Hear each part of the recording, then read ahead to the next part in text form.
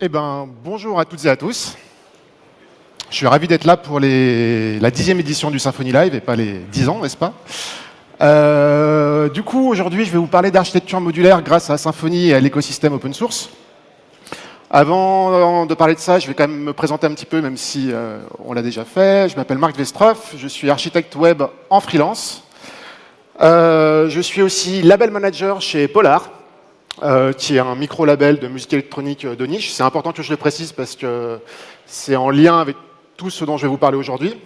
Et pour ceux qui ne savent pas ce que c'est qu'un label, en fait, c'est tout simplement une maison de disques. On sort des morceaux sur du vinyle, des CD ou en numérique sur des plateformes comme Spotify ou iTunes, etc. etc. Du coup, aujourd'hui, ce que je vais faire, c'est que je vais vous présenter un projet que j'ai fait et qui a commencé dans ma tête en 2014 quand je me suis mis en freelance et que j'ai créé un label. Et quand j'ai créé ce label, je me suis rendu compte qu'il y avait des soucis pour les créateurs indépendants pour avoir une présence web facile à créer. Quand on se lance comme ça en étant créateur indépendant, il faut quand même avoir beaucoup de connaissances techniques pour monter un WordPress, pour monter ses newsletters, pour avoir toutes ces données de contact au même endroit, ces outils marketing, etc., etc. En fait, on se retrouve avec une galaxie d'outils à utiliser qui ne sont jamais synchronisés les uns les autres. Et du coup, comme en 2015, je voulais depuis très longtemps monter un SaaS, je me suis dit que c'était une bonne opportunité pour essayer de faire ça. Et après quelques mois de code, en 2016, j'ai monté un service qui s'appelle Mopro, qui est une sorte de boîte à outils marketing pour les créateurs indépendants, dont la mission était de remplir environ 80% des besoins marketing des créateurs indépendants. Alors, du coup, j'ai écrit une tonne de features parce que je ne suis pas un très bon businessman, mais je suis meilleur que technicien. Et de quoi a besoin un créateur indépendant? Il a besoin de manager ses fans, il a besoin de les targeter en disant, par exemple, si j'ai un concert à Lyon, j'ai pas envie d'embêter mes fans qui sont à Tokyo, donc du coup, je vais envoyer mes emails que ceux qui sont à Lyon. J'ai envie de pouvoir uploader toutes mes fichiers son, tous mes fichiers, toutes mes images. Je veux pouvoir échanger de la musique contre des informations de contact pour mes fans. Je veux pouvoir faire des podcasts. Je veux pouvoir créer des vidéos pour mettre sur YouTube. Je veux pouvoir importer mes vieux contacts de MailChimp. Je veux avoir des rapports d'activité sur mes podcasts, etc., etc. Et donc, Mopro permettait de faire tout ça. Le seul problème, c'est qu'en faisant Mopro, en fait, je me suis aperçu que je reproduisais exactement la même erreur que je ne voulais pas faire. C'est-à-dire que je créais un service centralisé, donc j'avais des utilisateurs captifs. Je créais un service qui n'était pas open source. Et ça, venant de l'open source, ayant travaillé chez Ensio pendant très longtemps, c'était quand même un problème pour moi de faire un service comme ça, alors qu'au final, ce n'était pas rendre à la communauté tout ce que je pouvais utiliser, parce que la totalité de ma stack était open source. Et puis, étant solopreneur, c'est très très difficile de créer un service. Donc, je voulais pouvoir, comment dirais-je, faire venir plus de gens pour essayer de résoudre ce problème. Du coup, Mopro, c'était fini. C'est un peu toujours en ligne, mais j'ai changé le cap et je me suis dit, je vais créer un nouveau service qui s'appelle Audience Hero et qui va permettre de résoudre les problèmes qui m'allaient pas avec Mopro. En l'occurrence, Audience Hero, c'est un service qui est du coup iso-fonctionnel avec Mopro, qui reproduit les mêmes fonctionnalités, qui est open source, en licence AGPL. Je voulais un service qui soit porté sur le futur avec tous les modes de consommation de médias possibles, donc du coup il fallait que ça soit absolument API-centrique. Je voulais aussi que ça soit possible de rajouter facilement des fonctionnalités à travers des plugins ou à travers des nouveaux codes, même dans le repo core. Donc je voulais que ce soit modulaire. Et comme du coup c'est open source et installable par tout le monde, c'est de facto décentralisé. Et en fait, c'est l'histoire de ce refactoring aujourd'hui que je vais vous raconter. C'est les challenges que j'ai rencontrés pour passer d'une application qui est closed source et on va dire un peu procédurale à une application qui est modulaire. Mais du coup,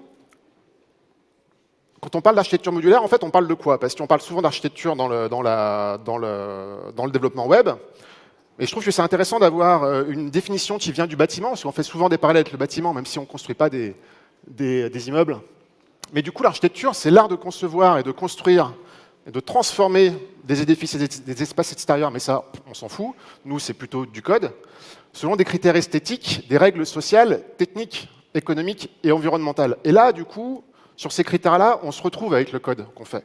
Parce qu'on est toujours soumis aux mêmes règles, que ça soit dans le bâtiment, du coup, ou en architecture technique web. Et pour dire la chose de façon moins pompeuse et plus simple, l'architecture, c'est la façon dont une chose est ordonnée. Donc, maintenant qu'on a la définition de l'architecture, de quoi on parle quand on parle de module? Et là, c'est beaucoup plus simple. On parle d'une partie d'un code source qui est développée indépendamment. C'est-à-dire qu'il ne dépend de pas grand-chose. Exemple, un bundle Symfony, par exemple. Lorsque vous ajoutez un bundle Symfony, du coup, à l'intérieur, vous avez des fonctionnalités qui sont indépendantes et qui viennent enrichir votre application. Du coup, quand on parle d'architecture modulaire, on parle de la conception d'un système avec des composants séparés qui forment un tout en étant connectés ensemble. Et c'est justement la beauté de tout ça, c'est que vous pouvez remplacer ou ajouter n'importe quel composant, ou même supprimer n'importe quel composant sans affecter la stabilité du reste du système. Et ça, c'est du coup un avantage majeur de l'architecture modulaire. Et ça s'oppose complètement à ce qui s'appelle l'architecture intégrée, qui est celle où il n'existe aucune division claire entre les composants. Du coup, si on prend un peu de recul, ça veut dire qu'au final, quand on a une architecture intégrée, notre code peut être clean, bien séparé, tout et tout, mais nos fonctionnalités, en fait, sont un plat de spaghettis. Parce que lorsqu'on va vouloir en ajouter ou en supprimer, on va devoir en fait taper sur tout le système. Rien n'est contenu dans sa propre boîte, on va dire. Donc du coup, c'est bien beau, mais en fait, comment on fait pour atteindre, pas ce Graal, mais ce but d'avoir une architecture modulaire? Donc du coup, déjà, en fait, il faut oublier absolument Symfony 2, parce que déjà, c'est le passé, et en plus, ça ne nous permet pas d'atteindre ce but-là. On peut viser Symfony 3.3, parce que Symfony 3.3 vient avec des fonctionnalités telles que Flex, et surtout vient avec des nouvelles fonctionnalités dans l'injection de dépendance. Ces nouvelles fonctionnalités, c'est l'auto-wiring, l'auto-configure, et surtout mon préféré, c'est Register for Auto-Configuration. L'auto-wiring et l'auto-configure, c'est une simplification majeure dans l'utilisation de Symfony, parce que ça va vous enlever la majeure partie de vos fichiers de configuration. Et du coup, qui dit enlever du code, dit alléger la maintenance du code. Moi, personnellement, ce que je préfère dans un projet, c'est supprimer du code, c'est pas en ajouter.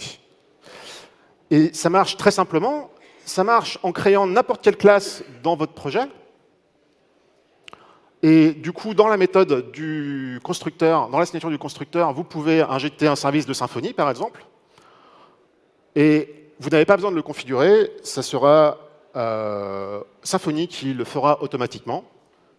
Et bien sûr, vous pouvez aussi utiliser les propres services, les propres classes que vous avez définies avant. Et Symfony se chargera de tout lier ensemble et de câbler ensemble. Donc ça, c'est la première simplification majeure. Mais la fonctionnalité majeure, et je pense qu'il va être un vrai raz-de-marée dans le futur pour tous les futurs bundles Symfony 4, c'est que vous pouvez utiliser l'auto-configuration qui va, par exemple, lors d'Event Subscriber, intégrer directement votre classe dans l'Event Dispatcher et vous permettra de modifier les comportements de votre application globale sans toucher à la configuration. Ici, par exemple, on va se plugger sur le kernel event de la réponse. On va la modifier pour ajouter un header qui va permettre à tous ceux qui sont un peu curieux de savoir que vous recrutez. Et ça, du coup, comment ça marche? Comment marche l'auto-configuration? Eh bien, ça marche avec cette méthode du container builder qui s'appelle Register for Auto-Configuration. À mon avis, une fois que l'écosystème Symfony aura pris conscience de tout ça, on va assister à un changement dans la manière dont les applications seront construites et dont les bundles seront distribués aussi. Register for Auto-Configuration, ça vous permet d'avoir des comportements qui sont autoconfigurés pour vous et qui permettent d'être intégrés dans l'ingestion de dépendance pour vous. Ça veut dire que du coup, par exemple dans Rodian Siro, je l'utilise à fond, puisque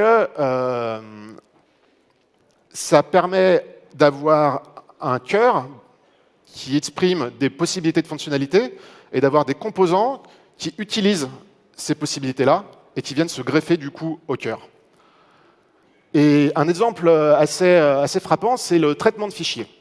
Dans Audience Hero, on peut très bien uploader des images ou des fichiers son, mais ce n'est pas tout. Parce que quand vous uploadez des images ou des fichiers son, vous allez avoir envie, par exemple, d'extraire les couleurs dominantes des images, ou la waveform du fichier son, ou la durée du fichier son aussi. Et ça se passe en appelant des commandes qui vont traiter le fichier et enregistrer ces données-là dans le fichier, dans la base de données, pardon. Du coup, comment ça se passe? Ça se passe dans Audience Hero en créant une interface qui s'appelle la Step Interface. La Step Interface, elle a deux méthodes. Elle a une méthode support qui permet de dire OK, si ce fichier est un fichier image, eh ben, je ne vais pas pouvoir extraire la waveform de ce fichier-là, ça n'a aucun intérêt, donc je passe. Je ne vais pas exécuter mon algorithme dessus. Et la méthode run, qui prend aussi un fichier en entrée, et qui va faire du processing sur ce fichier-là pour extraire, par exemple, la waveform. Donc ça, c'est la base. Maintenant, il nous faut quelque chose qui assemble toutes ces steps et qui permet de les exécuter sur chaque fichier uploadé. Donc ça, c'est le but du workflow. Le workflow, il agrège toutes les steps et il y a une méthode run qui permet, du coup, de faire tourner toutes les steps sur un fichier, de voir si on a une si le fichier est supporté par la step, et du coup, de faire tourner l'algorithme dessus. Ensuite, dans une extension de l'injection de dépendance, on va dire au container builder register for auto configuration toutes les step interface, toutes les classes qui implémentent la step interface et ajoute un tag.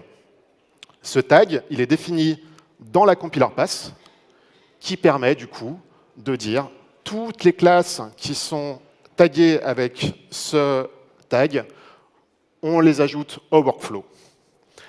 Et après, il ne nous reste plus qu'à implémenter notre extracteur de waveform, à l'ajouter dans notre code. Plus besoin de configuration, plus rien.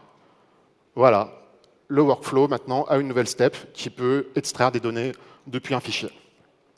Dans Audience Hero, on l'utilise énormément pour tout un tas de choses. Ça va des emails à la création de sitemap, à des enrichisseurs, des agrégateurs ou des importateurs de données, etc. etc. C'est une nouvelle façon d'organiser son code, une nouvelle façon de penser son code, et c'est vraiment, pour moi en tout cas, la fonctionnalité majeure des nouvelles façons de Symfony.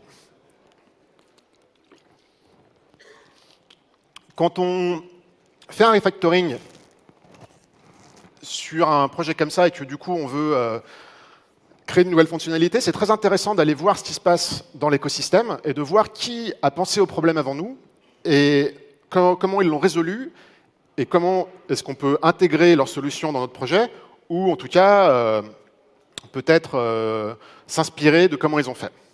Du coup, dans Audience Hero, j'utilise énormément l'écosystème open source et surtout j'utilise en premier lieu API Platform qui permet d'avoir une application qui soit API-centric facilement. J'ai créé plusieurs API dans ma vie, dont celle de Sensu Labs Connect. Et je sais que c'est très difficile, très compliqué. Mais API Platform permet de faire ça très simplement. Honnêtement, j'ai pas assez de compliments à faire sur ce bout de code-là, parce que c'est une architecture qui est au top. C'est intelligent, ça se base sur des standards ouverts, c'est ouvert sur le futur. Bref, si un jour si vous devez faire une API demain, allez voir API Platform, c'est obligé que vous passiez par là. Du coup, maintenant que j'ai une API dans Audience Hero, il me faut aussi une interface d'administration.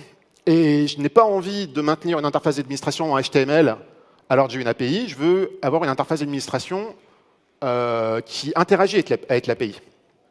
Et là, entre en jeu React Admin, qui s'appelle aussi Admin on Rest, qui est fait par Marmelab, et qui permet en fait d'avoir une application en single page app, customisable, basée sur Material UI, donc les standards de design de Google, avec une architecture front-end de très très haut niveau.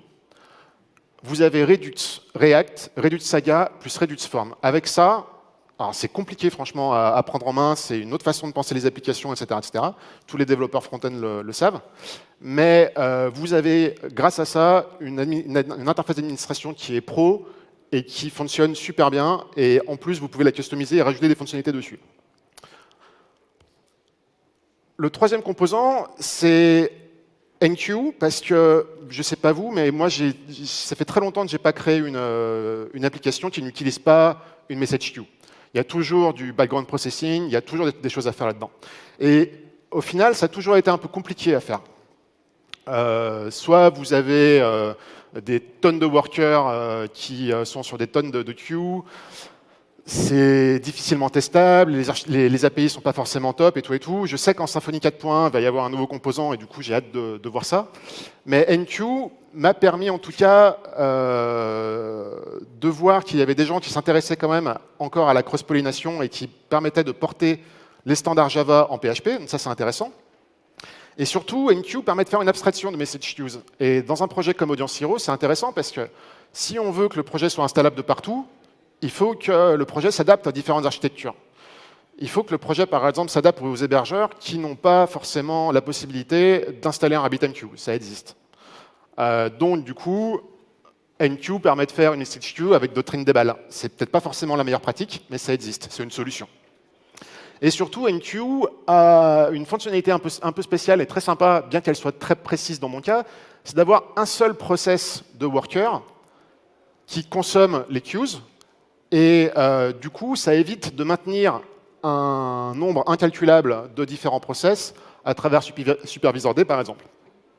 Donc je vous encourage aussi à le regarder, ce projet, et éventuellement... on ne sait pas encore stable, c'est encore en développement, mais apparemment c'est quand même en développement depuis quasiment 2 ans et utilisé en production par les créateurs. Et ce sont aussi les créateurs de Payum qui ont fait ça, la librairie de paiement. Donc maintenant que j'ai mes librairies à utiliser, eh ben c'est top, mais j'ai toujours un problème. J'ai le problème de mes dépendances. Mopro, c'est un projet, et Audience Hero, c'est un projet qui est en monorepo. Et quand j'ai commencé le refactoring, il y avait 63 dépendances dans le composer JSON. 63 dépendances, ça veut dire que tout est mélangé du coup. Donc mes dépendances sont spaghetti quelque part.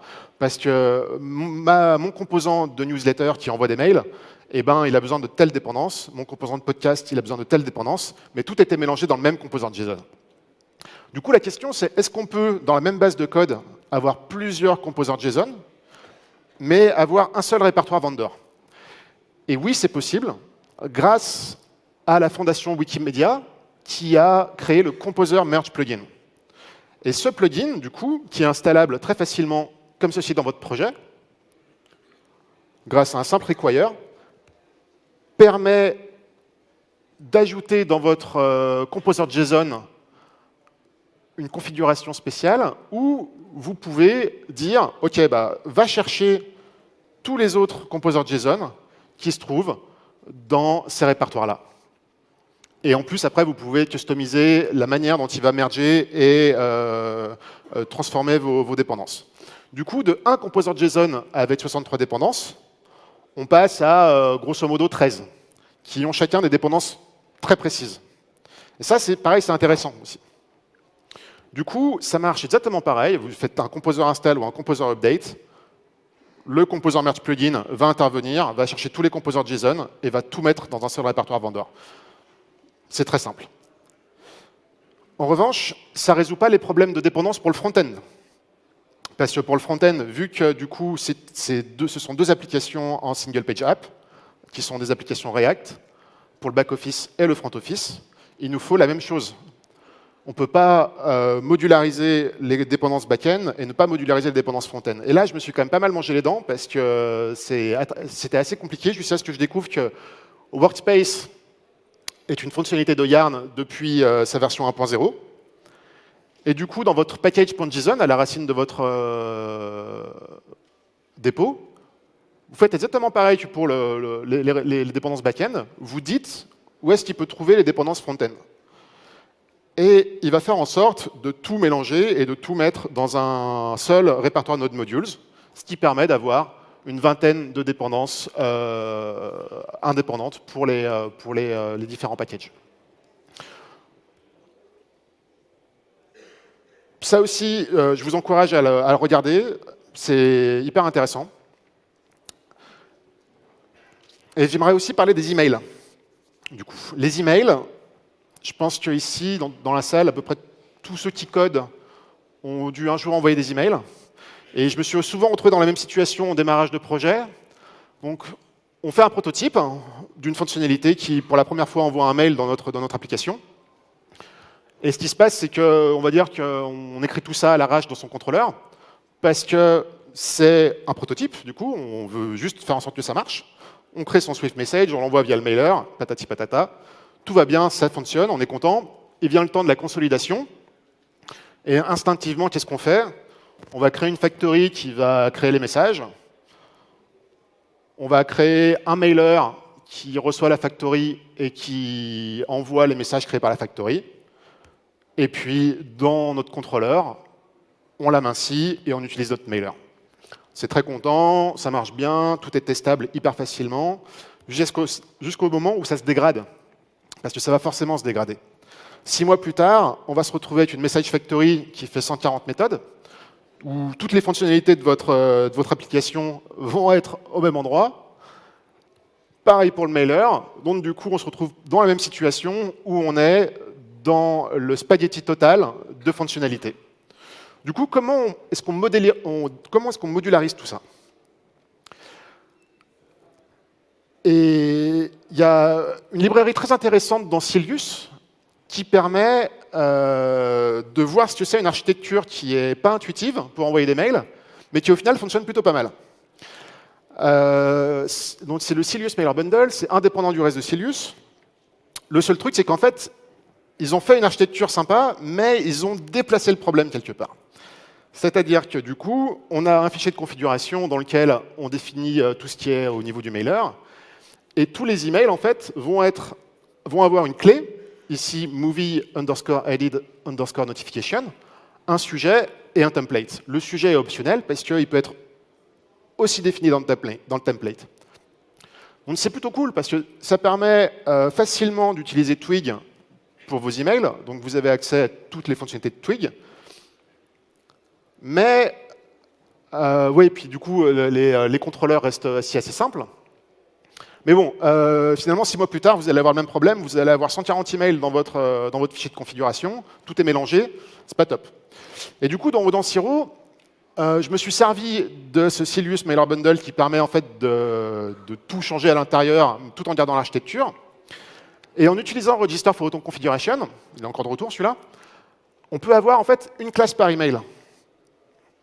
Et du coup, cette classe, c'est une classe qui va implémenter l'interface qui s'appelle Transactional Email Interface, qui est une interface que j'ai créée, et qui étant l'email interface de chez Cilius.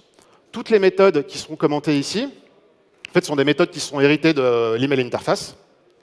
Et on retrouve getCode, qui permet d'avoir en fait la clé de l'email, le nom du template, le nom de l'envoyeur et l'adresse du coup de l'expéditeur. Une fois qu'on a ça, on peut écrire une classe qui est la classe de l'email, donc la Movie Added Notification. Le code, c'est le nom complètement qualifié de la classe. Le sender name, le sender address, ici c'est hardcodé, mais on peut très bien dire que l'injection de dépendance les ajoute dans la classe. Et ça renvoie le template. Dans notre contrôleur ensuite, on peut tout simplement utiliser le mailer et envoyer l'email qui correspond à cette classe-là, à ce destinataire, et avec les mêmes paramètres. Donc du coup, ça permet de séparer l'endroit où vont être stockés vos emails. Et là, ça, c'est intéressant, parce que du coup, l'organisation de votre code va changer. Vu qu'elle est modulaire, vous n'allez pas vouloir mettre toutes les classes d'email au même endroit. Vous allez dire, par exemple, si j'ai un composant newsletter, les emails type newsletter, ils seront là. Si j'ai un composant invoice, mes emails invoice, ils seront là. Et vous n'avez pas besoin de configurer, puisqu'à partir du moment où vous allez créer la classe, elle sera ajoutée dans le composant, dans l'injection de dépendance, et du coup, vous allez pouvoir envoyer votre mail. Encore une fois, la configuration est réduite au minimum, et l'organisation du code change.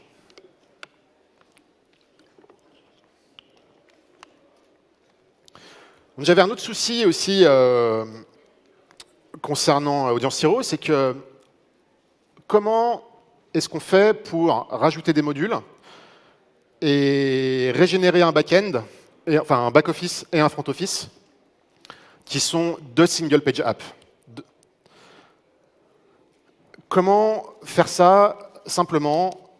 Eh bien, c'est tout simple. On va encore utiliser le register for auto configuration, la génération de code et Webpack encore de Symfony. Webpack encore, c'est une surcouche à Webpack qui permet ultra facilement de faire une configuration de Webpack, qui sinon est franchement imbitable.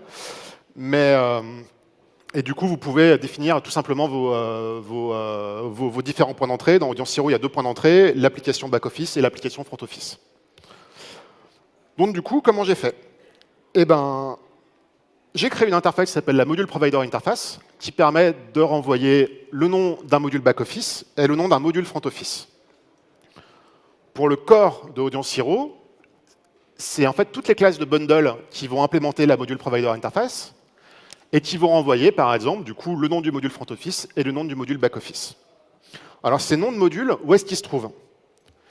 Ils se trouvent en fait dans les packages.json qui sont dans les différents endroits du code, si vous m'avez suivi tout à l'heure avec les yarn workspace. Du coup, là, dans mon package.json du front-office du core, je définis le nom du module et j'ai un fichier index.js qui va renvoyer une structure que j'ai appelée bundle, qui prête peut-être à confusion avec Symfony, mais qui en fait permet de renvoyer une sorte de structure de données avec tous les éléments qui vont permettre de modifier le comportement des applications front-office. Et ensuite, on utilise de la génération de code qui permet de choper tous les bundles qui implémentent la module provider interface et de créer un fichier comme ça qui va permettre de configurer en fait mon application front office. Donc du coup, vous pouvez voir que j'ai plein de modules qui ont été ajoutés, je les concatène dans un array et après j'exporte tout ce qui est reducers pour reduce, saga pour reduce saga, les routes et mes messages de traduction. Donc du coup, on est sur une configuration de Webpack encore qui ressemble à ça, qui, vous voyez, est vraiment plutôt simple. Et j'ai résolu mon problème de générer des front office et des back office lorsqu'on ajoute un nouveau module dans le code. Donc c'est un petit peu un survol de tout ce qui a été fait sur Audience Hero, j'ai même pas pu tout dire. Et après, la question qu'on peut se poser en voyant ça, c'est est-ce qu'il faut absolument avoir une architecture modulaire dans son projet? Et pour toutes les questions comme ça qui parlent de nouvelles façons ou d'autres façons de réfléchir à son application, moi je préfère commencer par un nom franc et massif. Parce qu'en vrai, sinon on se retrouve dans la hype. On se retrouve dans la même hype que dans les microservices, où passé un temps tout le monde voulait faire des microservices et personne ne savait faire. Et au final, ça crée plus de tort que de bien. Et je pense qu'on peut se poser ces questions-là. Est-ce qu'on a un projet qui est plutôt court ou plutôt long? Est-ce qu'on a un projet qui est là pour 1 mois ou est-ce qu'on a un projet qui est là pour 3 ans? Si on est sur un projet qui est au long cours, à ce compte-là, oui, ça devient intéressant. Parce qu'on va avoir le luxe d'avoir des phases de réflexion sur comment implémenter les choses. Aussi, est-ce qu'on a plusieurs équipes produits qui bossent sur le même projet? Parce que si on a plusieurs équipes produits, ça peut vraiment simplifier les choses d'avoir une architecture modulaire parce que les gens vont travailler sur des domaines qui sont séparés.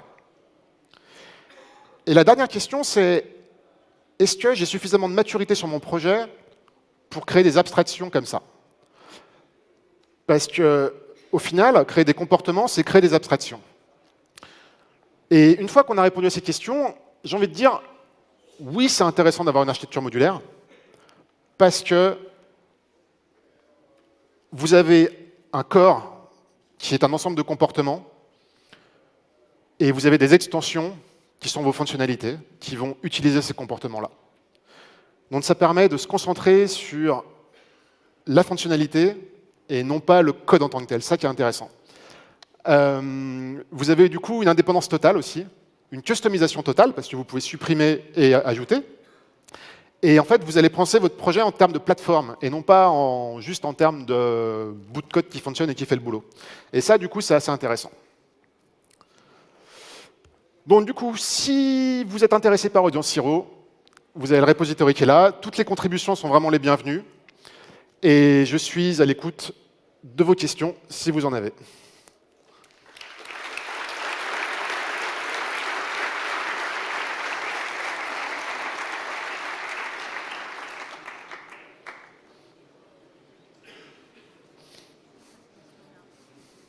Ah, monsieur là-bas.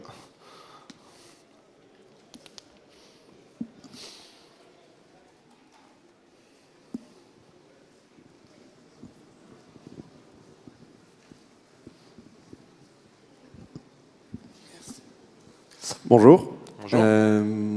Avec Symfony 4, on a abandonné le principe de bundle dans le SRC. Et Ouais. dans ton exemple, on retrouve un peu ce schéma au final. Ouais. En fait, dans Audience Hero, je suis parti d'une base Symfony 2. Et quelques, et que j'ai monté jusqu'en Symfony 3.3, et j'ai pas encore eu le temps d'adapter le projet à la nouvelle structure, en fait. Et du coup, le truc aussi, c'est que vu que je crée des fonctionnalités qui sont toutes indépendantes, c'est un peu obligatoire de créer des bundles, parce qu'on modularise en fait tout le code. L'idée, en fait, là, c'est que pour l'instant, Audience Hero, c'est un monorepo. Mais demain, ça pourrait très bien être aussi une sorte de mini-distribution avec uniquement le core qui est installé. Et derrière, on rajoute avec Composer des autres bundles. Par exemple, le podcast bundle, si demain, je veux créer un site pour mon podcast, quoi. Voilà. Ok, merci. Bon, bah merci beaucoup. C'est la pause. Au revoir.